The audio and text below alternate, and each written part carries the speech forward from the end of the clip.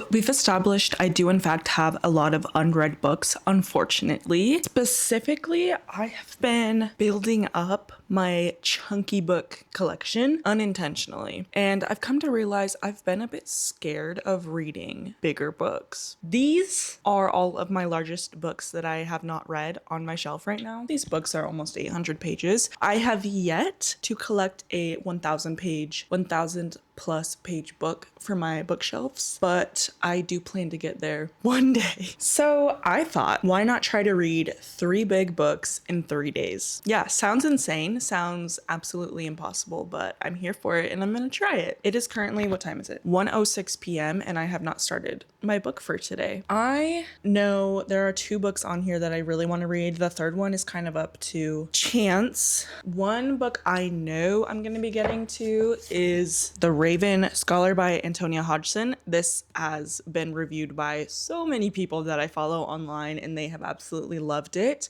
And I have been eyeing this book for a really, really long time, but it's absolutely massive. Like I think this is the biggest book I own. So that's option 1. And then I recently got this in my August book of the month, my most recent one. I did not realize this book was so hefty when I chose it. This is my fattest book of the month that I own. Kind of fun. I do try to find like bigger books when I'm looking at book of the month just because, I don't know, it's exciting to me. That's just crazy. Anyway, this is a fantasy about a girl who everyone she kisses dies. Like she's poisonous kiss. The person she's destined to marry, who she plans to kill with a kiss, is immune. And so she has to figure out how to live with this person who knows her secret and who she can't kill and she doesn't like. So, and then I also have this book I really want to read. I got it recently at Target. I mentioned it in my last video. The God of the Woods by Liz Moore. This is a thriller. I believe there's like past and present elements, or it's like all set in the 70s. Also, the cover is just so pretty to me. The like pink paint dripping down is just gorgeous. It sounds very interesting. I do think I want this to be the first book, but we might want to go over a couple other ones. I also have Hearts in Atlantis, Stephen King, Firestarter by Stephen King, A Court of Mist and Fury, which I feel like if I were to read this, I would need to reread the first book, so I don't feel like the time is now for this one. The Goldfinch by Donna Tartt has been on my shelf for literal years, and I've been putting it off forever, so it would honestly be a pretty good time to pick it up if I was going to. If not, I might need to just donate it because honestly, this copy is kind of beat up. I did lend it to some people, and it didn't come back in the best condition. That's okay. Books are meant to be loved. I think we're gonna have to go with The God of the Woods for book number 1, so let's get started.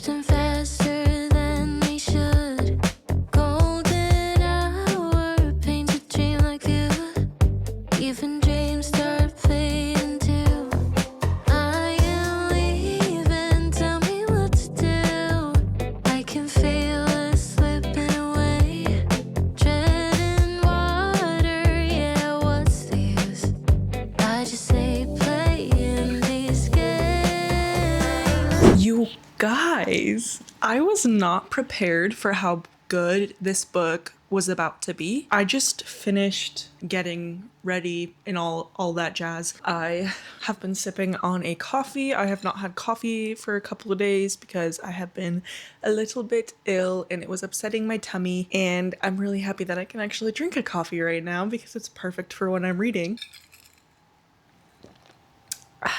Delish. Anyway, I've been listening to the audiobook in between things I've been doing and then immersive reading the rest of the time because holy crap, this book has literally got me in its claws and I'm not gonna be released until it's over. Even after that, I have a feeling I'm gonna be just like thinking about this book. I'm only on page 95.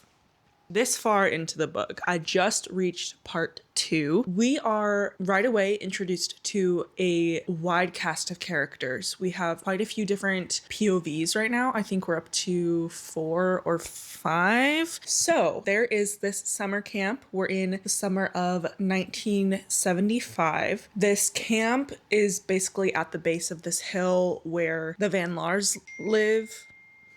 Who's texting me? So the Van Laars are, I think, like the owners of this camp. Alice, the, I guess, matriarch, the mother of Barbara, who becomes a camper in 1975, she had a son a while ago who disappeared on this property, and I don't believe he was a camper. But flash forward 1975, we have Barbara, who has not been able to go to camp, is very insistent that she is going, finally convinces her mother to let her go, and Alice also wants her to go because she wants some time away, because Barbara is a very emo 12-year-old girl, like 12 or 13, I don't know, something like that. She's very emo, punk. She like has dyed her blonde hair black, wears lipstick and eyeliner every day, wears black clothes. We get introduced to her, and Barbara starts to attend camp, becomes friends with Tracy, who is another camper, who we get her perspective. They become very close. She learns Barbara sneaks out every night. She tells her, hey, Tracy, I'm going to be sneaking out some nights after everyone goes to sleep, but let's just keep it between us. She finds out she actually does it every single night, doesn't know what she's doing. One day in August, I think like 2 months into the camp, Barbara goes missing. And that's where I'm at right now. They are currently running around searching for Barbara, the Van Laar's daughter. Everyone is just in disbelief about the fact that this is the second Van Laar child to go missing on this property. The first one, Bear Van Laar, never being found, and now Barbara. So absolutely terrifying for everyone who is working at the camp, because their jobs are kind of at stake here, in their opinion. Like there's this very rich family who kind of rules over this camp, and they're scared that now that this daughter is missing, if something happens to her, people that were supposed to be watching her, like what's going on? So Louise, one of the counselors who is in the same cabin as Barbara, Tracy, and this other girl, I can't remember. This younger girl, a counselor in training who Louise is training, was supposed to be watching the girls in their cabin all night, and Louise was out. She wakes up to find the counselor in training extremely hungover. Barbara's gone, and she's like, were you here last night? And she's like, yeah, of course. She's like, were you here last night? No. Okay, so neither of them were there last night watching the girls in the cabin, and now Barbara's missing. I'm gonna stop yapping so I can actually get back to the book because I'm obsessed.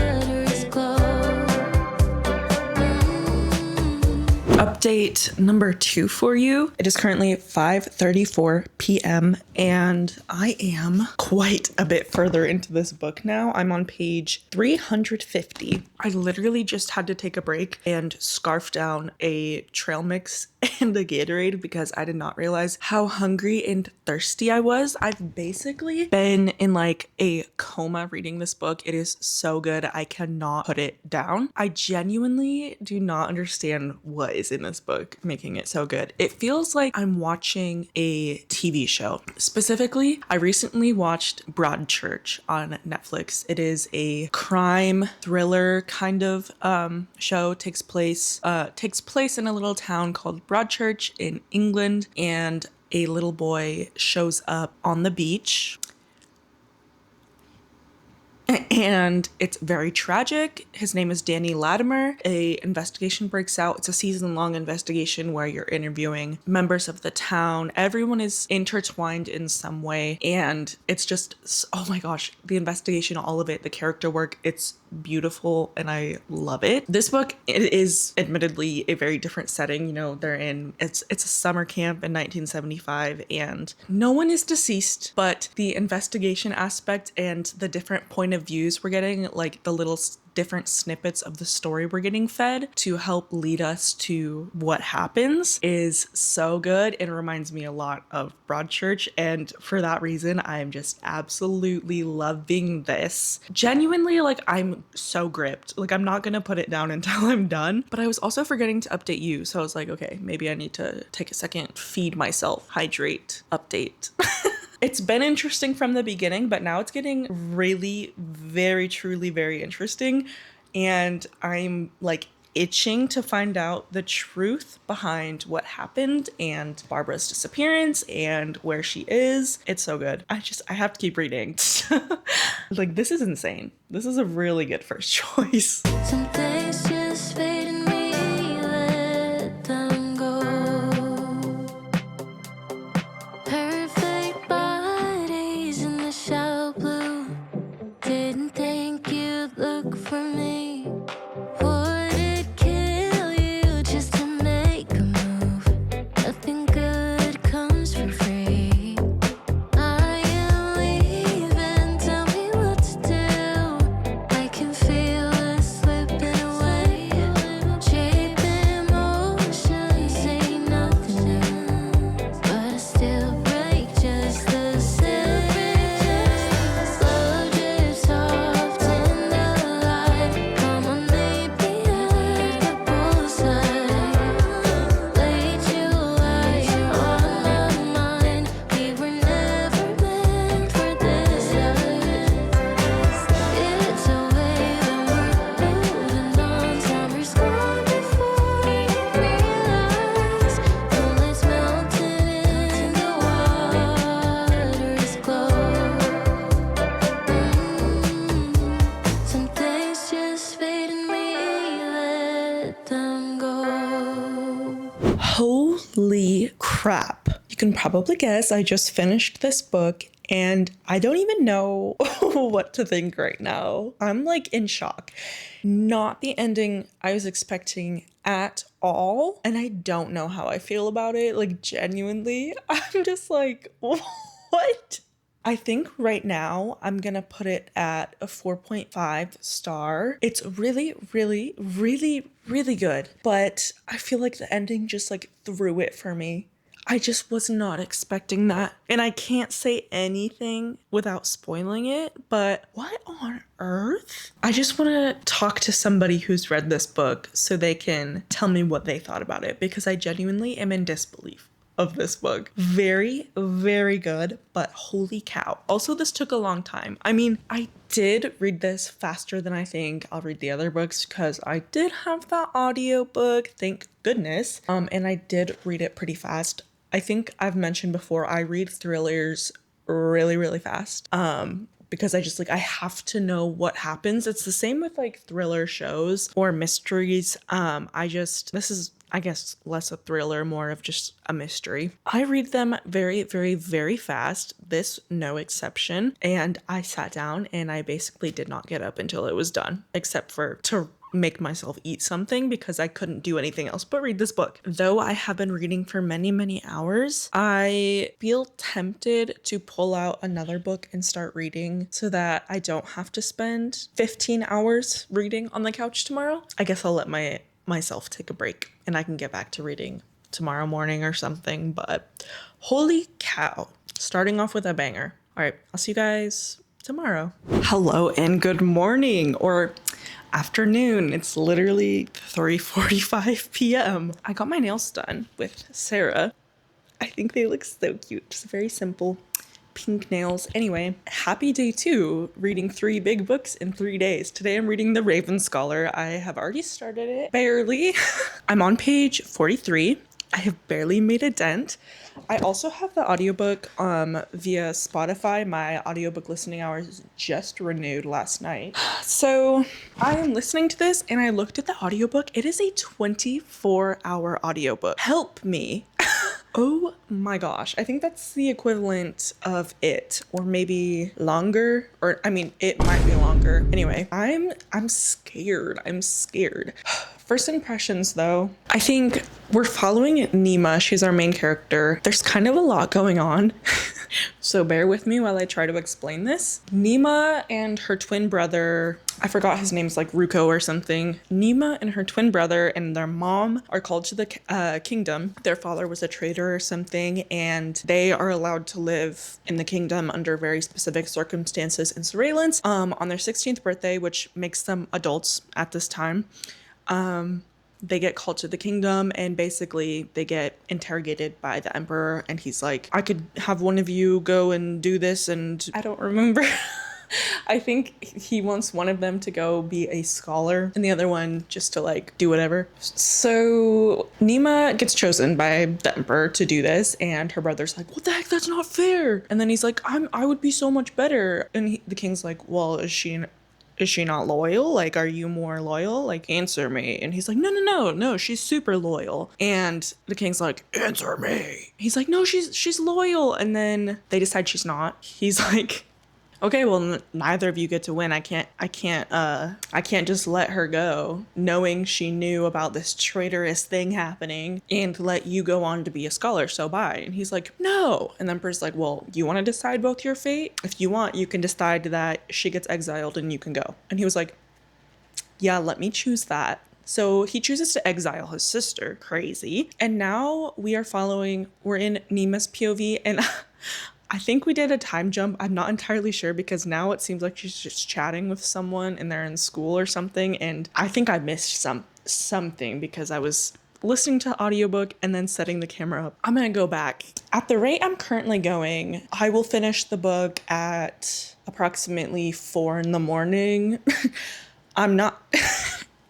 I am really not trying to stay up that late just to read this book. I could turn the audiobook up faster than 2 times speed, 2.5, 3 if I'm reading along. I like to do that. That would certainly help. But regardless, I think I need to have the audiobook in my ears the whole rest of the day so that I can get this done before the end of the day.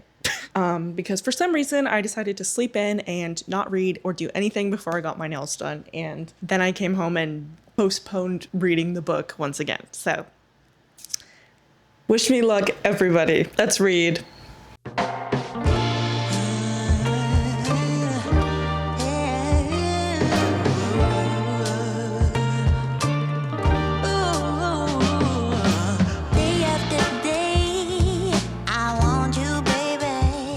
Okay, hey guys, good morning. It is in fact the next day. Before you get upset, hold on. We're not done. We're not done with the challenge. We're not giving up. I'm gonna make my coffee, and I thought I would give you a little update while I also make my coffee. So last time I left off with you, I was at the beginning of The Raven Scholar, and I am now about 57% of the way through the book. At the beginning, I was very, very confused. Marshmallow, rose, or caramel? I think I want some rose, like a nice little rose latte today. So I did not understand who the characters were, but the beginning of the book was kind of an introduction to some character history. The two twins, Ruko and Yana, had their little... Ruko wanted power, so he exiled Yana. And Nima, not really related to her at all. I mean, she did write her exile order, and she did that to get forward in life, even though Yana was innocent. Anyway. I need to focus on my coffee. I don't think I have enough coffee beans left for this. That is not enough. Hold on. So Nima is a scholar. She makes it through the Raven thing. I don't really. It's still kind of a little bit confusing, but I do have a much better grasp on the story now. Anyway, that is not enough. I'm just gonna add some beans from another bag. You should not really do that, but whatever. This is a new coffee blend we got on clearance. So Nima is now a high scholar, and the emperor of this, I guess, kingdom they're in is stepping down after, I think, 24 years, because in their system, an emperor can only rule 24 or 28 years, and then after that they have to step down, and they cannot have a child successor take over for them. It's a way to keep it, I guess, more fair. So anyway, he's stepping down, and so they call a competitor from each of the 8, or I guess 7, what are they called? They're different places where they train and study, and anyway, they have one competitor come forward. She has to take over as the Ravens competitor because Gaida, the actual Raven competitor, died. Someone killed her.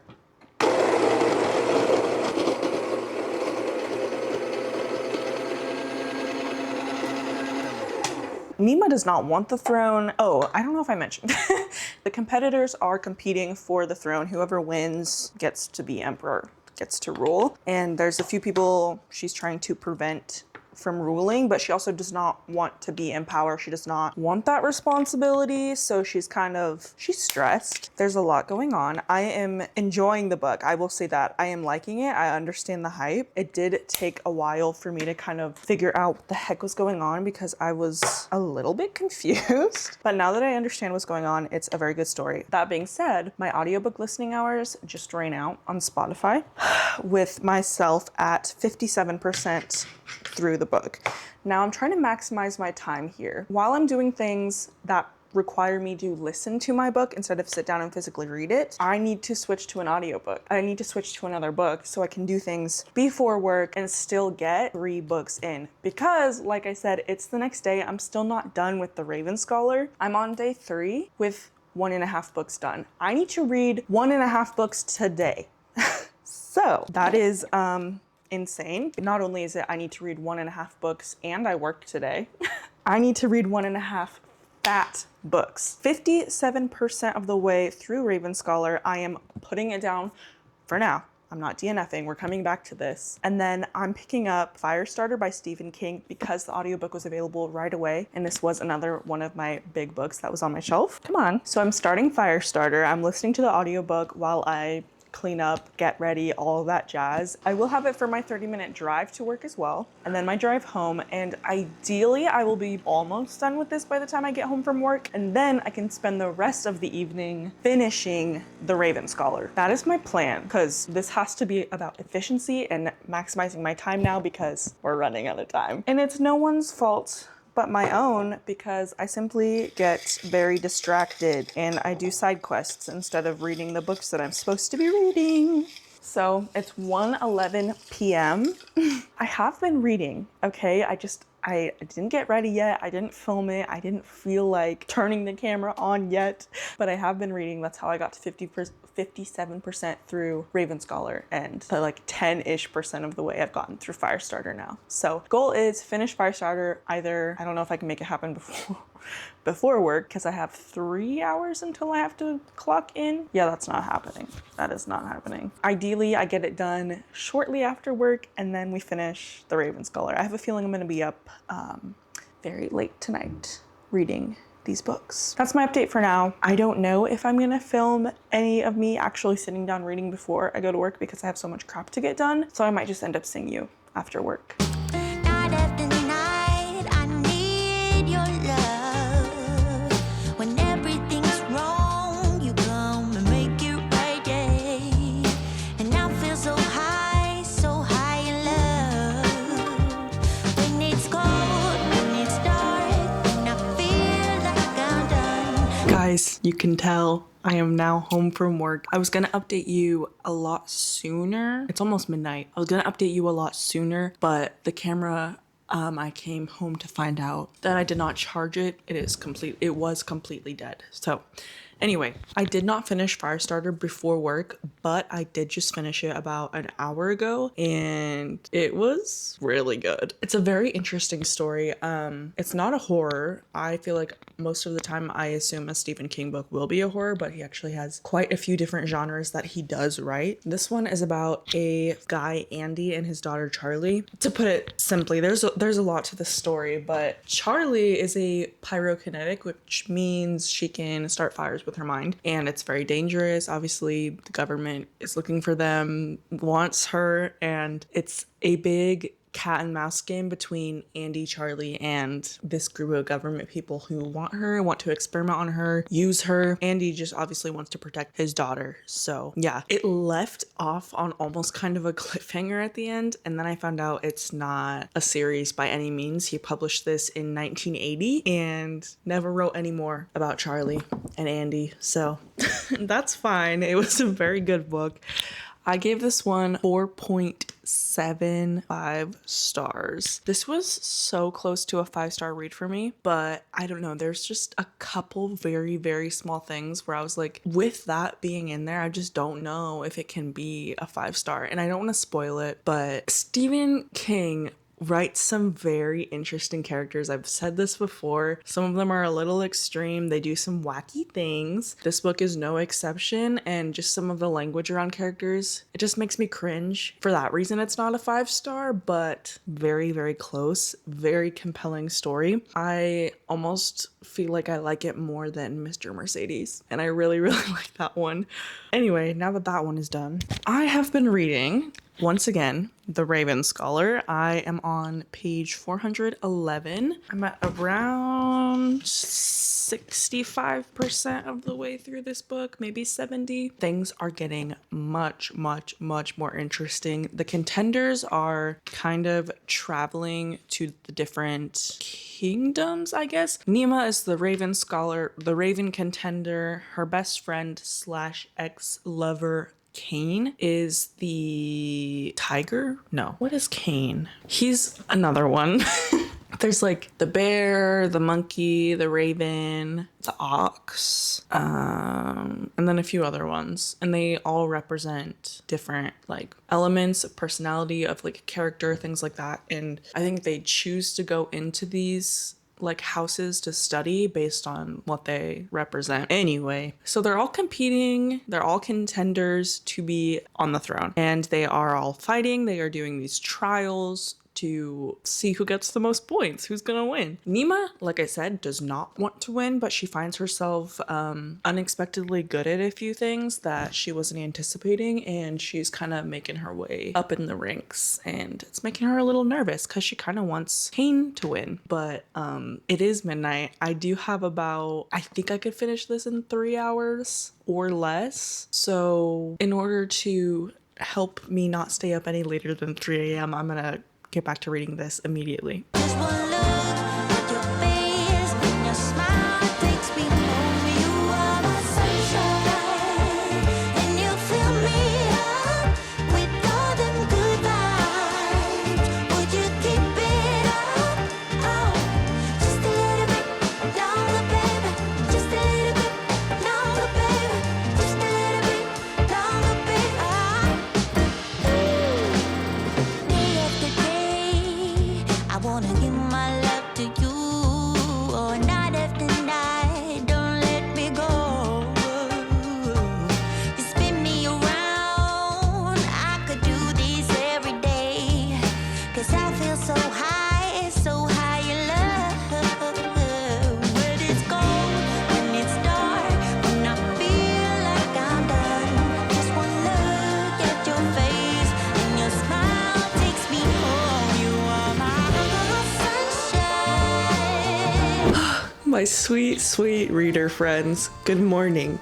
It is the next day, but don't be alarmed. I finished The Raven Scholar last night. I did not go to sleep until this book was done. And let me tell you, I was deliriously tired. It was 3:30 in the morning. It would honestly be like completely fine. Like I would not care if I had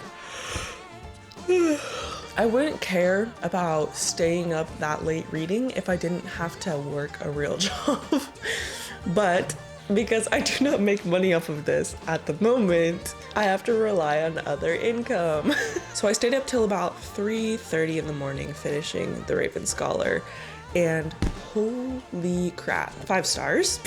This book was insane. I would say the last last 1/3 of the book absolutely changed it for me, absolutely hooked me. I read these 3 books in 3 days. Don't fall.